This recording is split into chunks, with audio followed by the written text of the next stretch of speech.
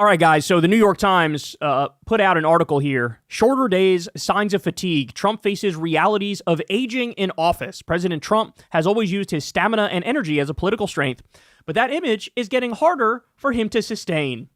So, yes, in this article, they discuss in great detail what can only be called the Brandonification of Trump. That's what's happening here. So, as you can see, here's one of the things they were showing. Here's Trump falling asleep in the middle of a meeting, which is something that seems to be... Look at this. Look at this. This is something that seems to be happening much, much more often these days. Regularly now in the meetings, he will fall asleep. He'll fall asleep on camera. There was even a time the other day where Marco Rubio was talking directly to him about something, and in the midst of that, he fell asleep. So, homie is not doing well, to say the least. He's not doing well. So there's also the questions about Alzheimer's that we've brought up. You know, previously what we were all thinking is that when he disappeared from the camera for 6 days the other month, we all were like, that's weird. He never is away from the cameras. This is strange. And so the speculation was maybe he had a mini stroke. There's something wrong with his gait, the way he walks. There was something wrong. You know, he was falling asleep in public and half of his mouth was like sloped down to the side. Maybe they hit him for a week to try to get him to recover enough from the mini stroke to give themselves some plausible deniability.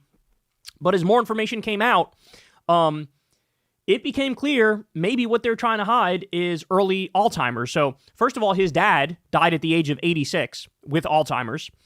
So his risk is now 3 to 15 times higher to get Alzheimer's because of that. His nephew says he's already seeing signs of Alzheimer's in Trump. That's very similar to what Trump's dad went through. You know how Trump's been getting those injections in his hands? Well, Leqembi is an early Alzheimer's drug, which is an injection that you get every 2 weeks. And as a direct result of that, a side effect of this drug is brain swelling and brain bleeds. So you need to get regular MRIs to make sure you don't have the brain swelling and the brain bleeds. And so Trump had an MRI the other day and didn't tell us the exact reason why. He wouldn't even tell us what part of the body it was, but he said it wasn't the head, which leads me to believe it was his head, right? So they say the first thing to go when it comes to Alzheimer's is executive function and impulse control. So you get this thing called behavioral disinhibition. So that's where you see the president of the United States, for example, scream "quiet piggy" to an established female journalist. He screams "you're a stupid person, you're a stupid person" to another female journalist at Mar-a-Lago.